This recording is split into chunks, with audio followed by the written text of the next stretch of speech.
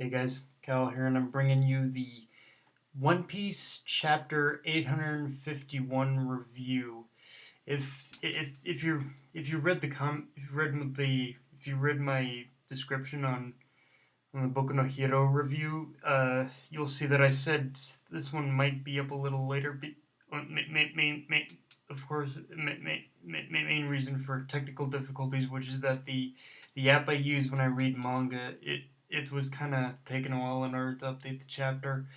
Um, like the chapter was already there, but it was kind of having trouble going through this whole freaking I guess error phase or something like that. But anyway, let's get into it. The chapter starts off amazingly with pretty much thrusting us right into the intensity with Big Mom versus Brook. Now, right off the bat, I have to I have to say that right now I have to say I'm not sure of Brook's chances at all, honestly, because here's the thing.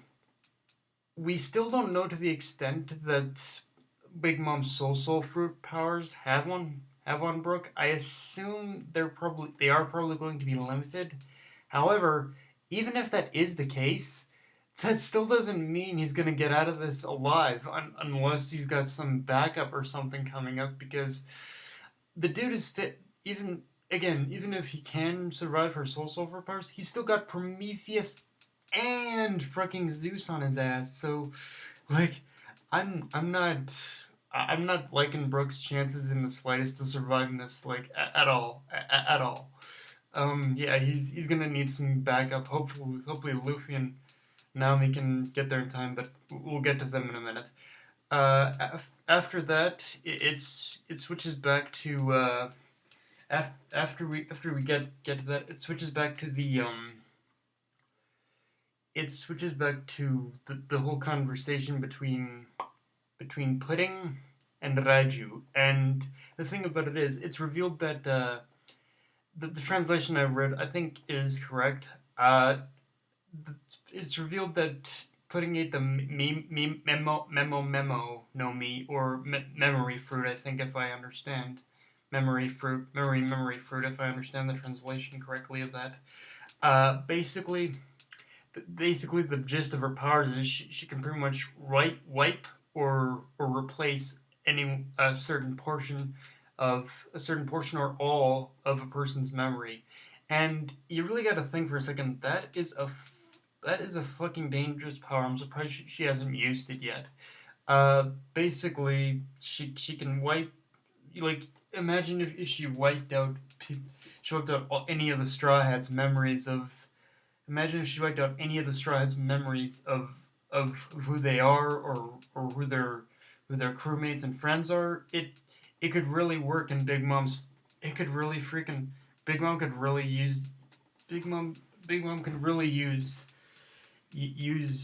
Pudding's powers to her advantage if and when the time ever came. Like, it's the con just the possibilities of what can happen with them with a power like that is really kind of scary, actually. Like, I'm not I'm not liking I'm not liking that either. Like, I bet, if I had to guess, I I bet I bet if she were to use that power on any threat, she'd probably use it on Sanji in order to make him forget about the Straw Hats, and go through with this whole freaking suicide mission that Big Mom has planned, of basically wiping out all of the Smoke family.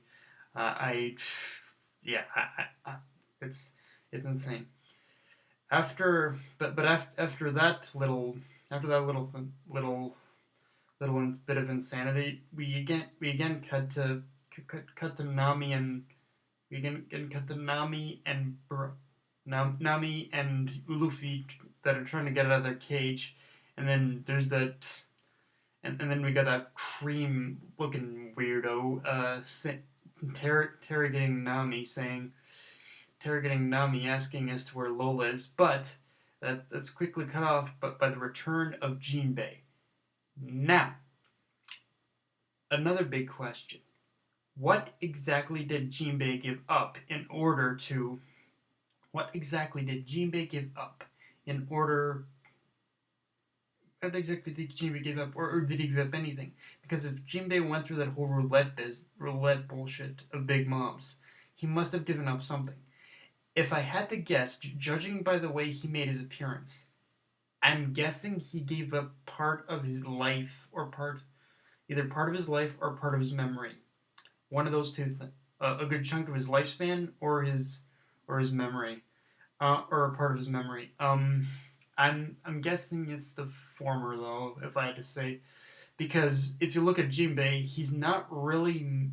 I mean, I'd have to take a look at that roulette machine again, but he's not really missing any of his limbs.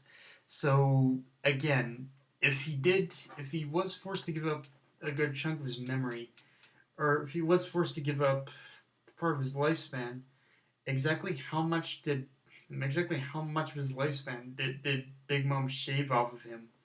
I I'd venture a guess at a good chunk of his a good chunk left. Like if Oda if Oda manages to kill if Oda kills like I mean Pedro of course is probably gonna die in this one, but if Oda also kills off Jinbei, then that's wow, like wow.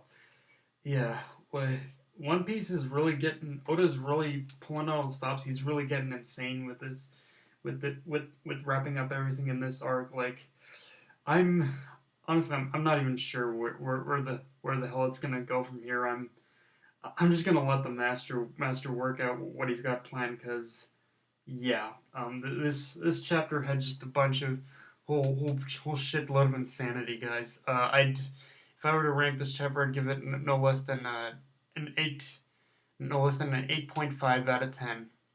Great chapter overall. It didn't do. I guess if I did have one complaint about this chapter, it didn't do a whole lot as far as advancing the story goes. It just gave us a at least not until the end and the bit with Chopper, but we didn't we didn't get a whole lot in this chapter. Oh, yeah, and about Chopper. Apparently, it's revealed that Chopper and Carrot can apparently ask the mirrors or something like that in order to get where exactly they need to go. So that's I guess a nice little progression on their part. I'm just glad that they're finally gonna get out of there. But yeah, guys, that's my review, and tell me what you guys think, because honestly, Oda's Oda's pulling out all the stops, and it's getting real fucking insane right now. But yeah, tell me what you guys think later. And comment in the put if you want to put your comments in the comment section down below. Also, follow me if you want to. If you feel like it, follow me on Facebook or Twitter. See ya.